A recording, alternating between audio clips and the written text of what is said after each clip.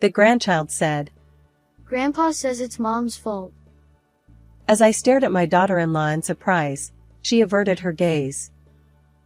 She always avoided me and didn't engage more than necessary. Her distant demeanor led me to give up on building a closer relationship. What on earth? I couldn't help but look at my daughter-in-law suspiciously. Then, with the next words from the grandchild, she began to tremble uncontrollably. I had been enjoying a peaceful retirement with my husband Sebastian, 3 years my senior. In his younger days, he had excelled in a large corporation, but after retiring, he devoted his time to me. With our child grown, I cherished these moments with Sebastian. Logan and his family are coming over this weekend, Sebastian said. I especially looked forward to visits from our neighbors, Logan and his family. Our 34-year-old son, Logan, worked hard as an entrepreneur and always cared for us. And don't get me started on our adorable 4-year-old grandson, Anthony. One Sunday, Logan's family visited our home. Anthony was as lively as ever, and just seeing him made me happy.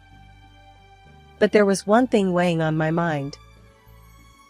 Amelia, please make yourself at home. Do you have a sweet tooth? I offered Amelia some sweets and coffee. She hesitated, avoiding eye contact, and mumbled, No, thank you.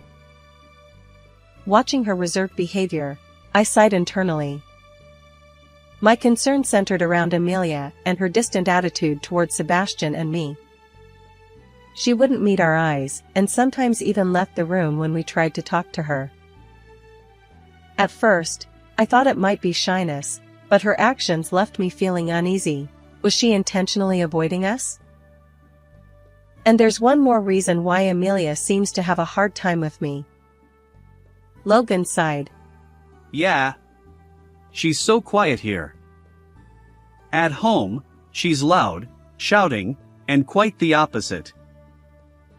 As soon as she went to the bathroom, Logan grumbled with a displeased expression.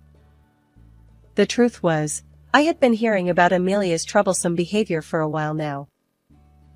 Apparently, despite her usual reserved personality, when she loses her temper, she becomes uncontrollable.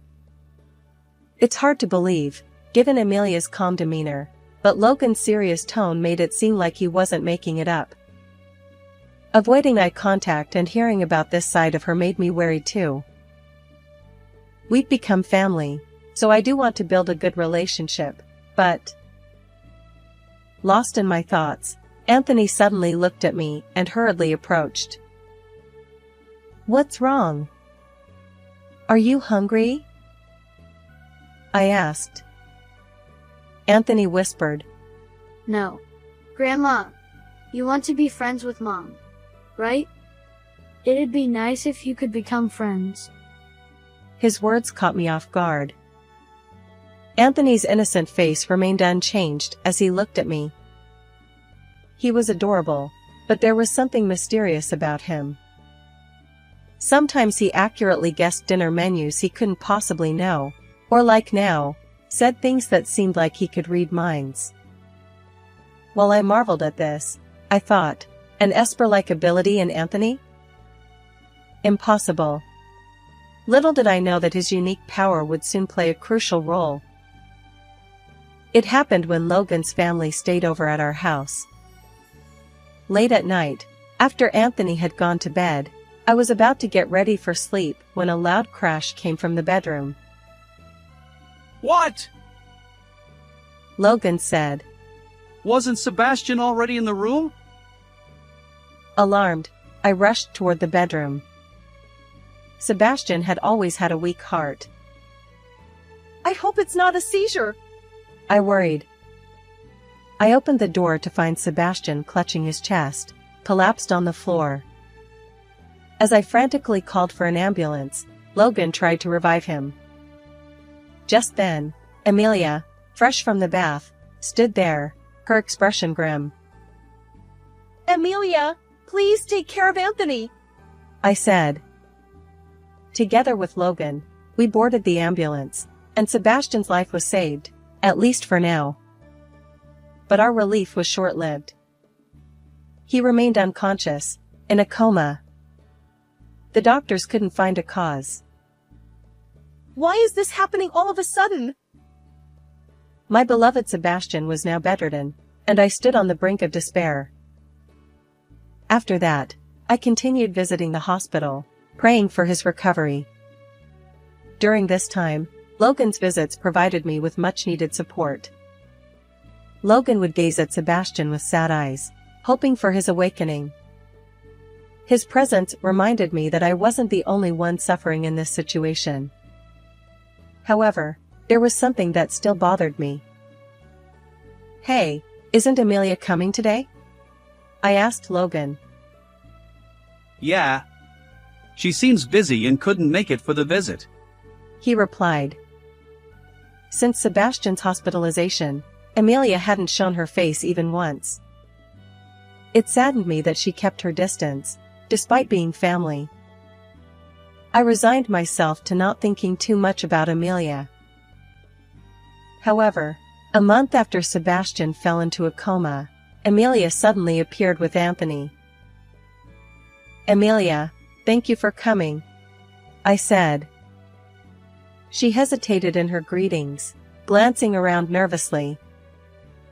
Her reluctance to move from the door made me realize that our distance hadn't diminished.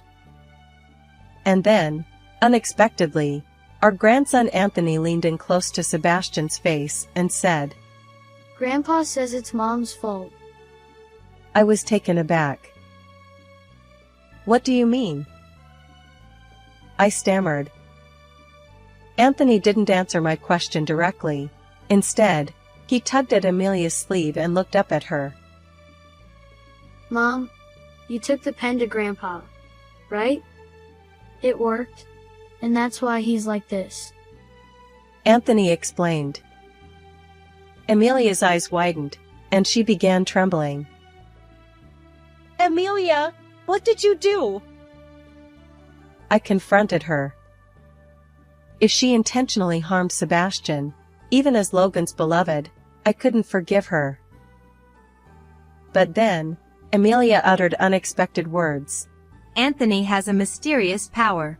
He can understand people's hearts." According to her, our grandson possessed an ability to discern people's thoughts just by looking at their faces. It sounded unbelievable, but somehow, I found myself accepting it. Anthony's peculiar statements, which I'd encountered many times, must have stemmed from this power. As I realized this, I glanced at Sebastian. "So, Anthony accurately guessed Sebastian's thoughts?" I asked, shocked. Amelia nodded slowly, and tears welled up in her eyes. She revealed a truth that filled my heart with anger toward a certain person. A few days later, something happened. Logan said, "Mom, what's this sudden talk about? What's going on?" In my home, Amelia wore a stern expression, and Logan looked as usual. Since learning the truth, I had called them both while Anthony was at kindergarten. Seeing Logan sitting there, I felt a pang in my chest. Logan, whom Sebastian and I had raised with care, was our precious child, no matter how old he became. At least, that's what I thought. "You're the reason Sebastian ended up like that." My fists trembled on my lap, but Logan either pretended not to understand or lightly chuckled, tilting his head. "What are you talking about all of a sudden?" He asked. "Don't play dumb. That pen you gave her, wasn't it a dangerous toy?" Logan seemed taken aback by my words. He hadn't expected to be caught.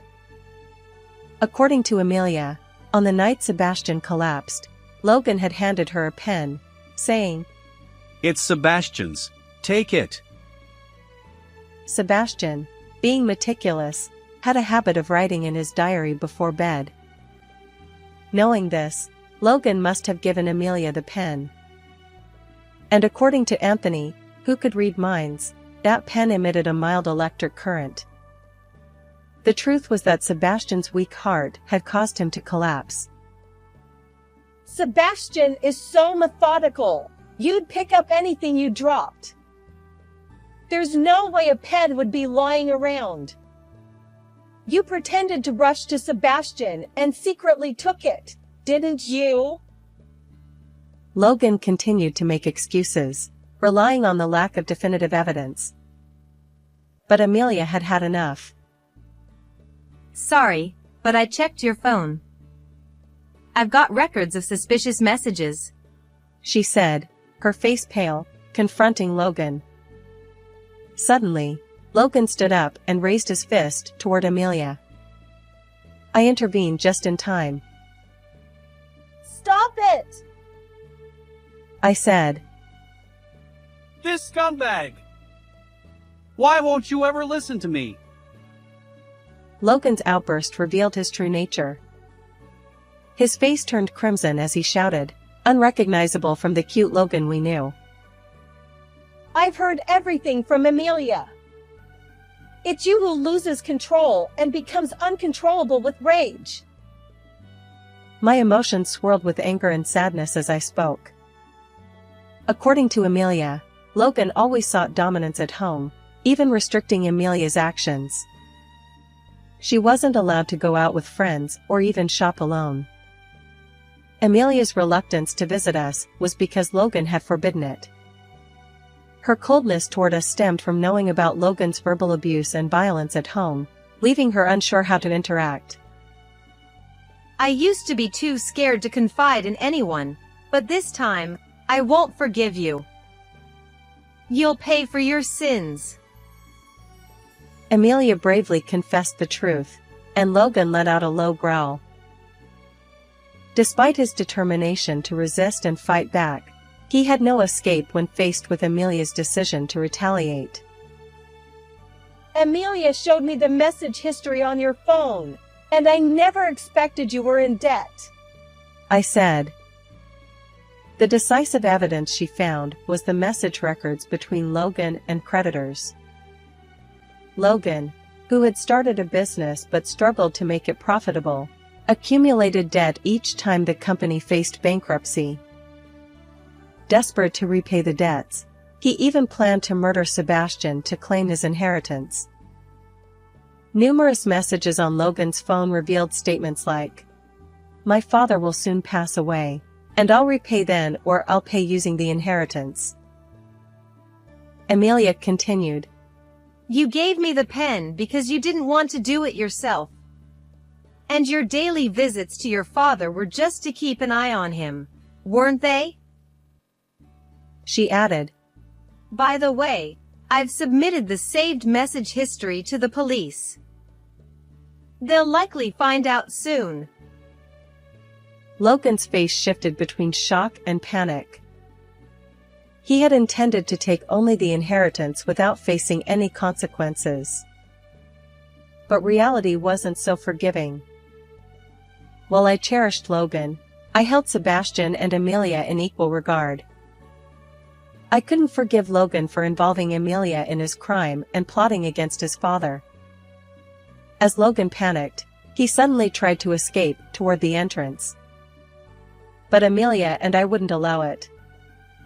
We restrained him together, our combined strength overpowering him. I won't let you get away, I declared.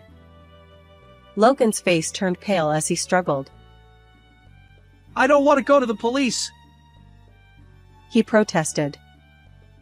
With a heavy sigh, I said, Stop acting like a child. You need to reflect on your actions.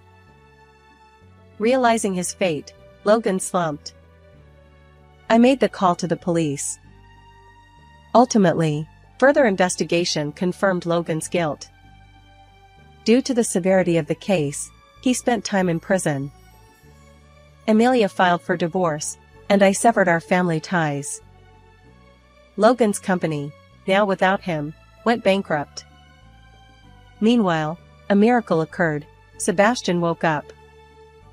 Though he continued outpatient treatment, he showed no lasting effects and gradually recovered. Amelia and I maintained contact, occasionally going out with Sebastian and Anthony. Our days became joyful. I prayed this wonderful days would continue. How did you like this story? Don't forget to subscribe to our channel. Until next time.